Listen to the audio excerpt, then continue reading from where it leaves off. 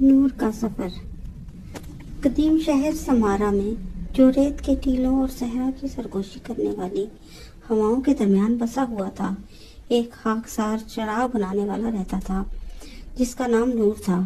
اس کی دستکاری پورے علاقے میں مشہور تھی، کیونکہ ہر چراغ جو وہ بناتا تھا روشنی کی روح کو قید کر لیتا تھا، ایسی روشنی جو گرم اور خالص ہوتی تھی۔ لیکن نور محض ایک کاریگر نہیں تھا، وہ حکمت کا متلاشی تھا، جو اکثر قرآن کی آیات پر ستاروں کے نیچے غور و فکر کرتا پایا جاتا تھا۔ ایک شام جب نور اپنی ورکشاپ کے قریب بیٹھا تھا، سفید لباس میں ملبوس ایک پراسرار مسافر اس کے قریب آیا۔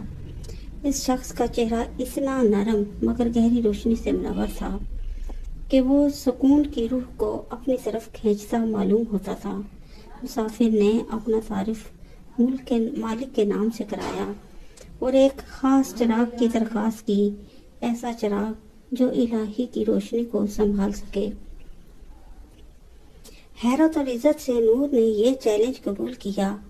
دن رات وہ محنت کرتا رہا، بہترین دھاتوں اور سب سے صاف شیشے کو ملا کر ہر سانس کے ساتھ رہنمائی کے لیے دعا کرتا رہا۔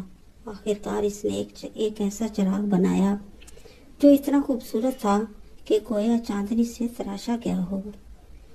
مالک واپس آیا اور مسکراہٹ کے ساتھ اس نے چراغ کو آسمان کی طرف اٹھایا۔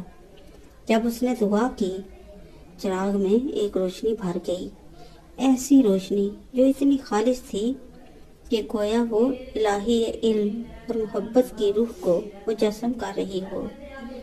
یہ چراغ، مالک نے کہا، چراغ ہدایت کہلائے گا، ایک ایسا مینار جو حق کی راہ تلاش کرنے والوں کے لیے ہوگا۔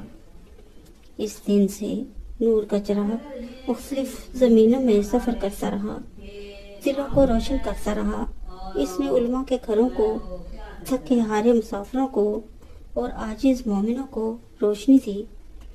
جہاں بھی چراغ گیا وہ امن، فہم اور اتحاد لے کر آیا، سب کو یاد دلاتا رہا کہ اللہ کی روشنی ہر دل میں موجود ہے، انہیں اندھیروں میں راستہ دکھاتی ہے۔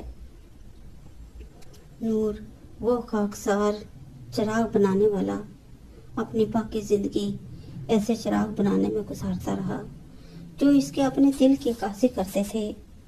روشنی اور محبت سے بھرے ہوئے اس کی میراث قائم رہی اور چراغ ہدایت اسلامی روایات میں الہی کی سچائی کی ابدی جستجو کی علامت بن گیا۔ یوں نور کی روشنی کا سفر جاری رہا، راستوں اور روحوں کو یکساں طور پر منور کرتا رہا۔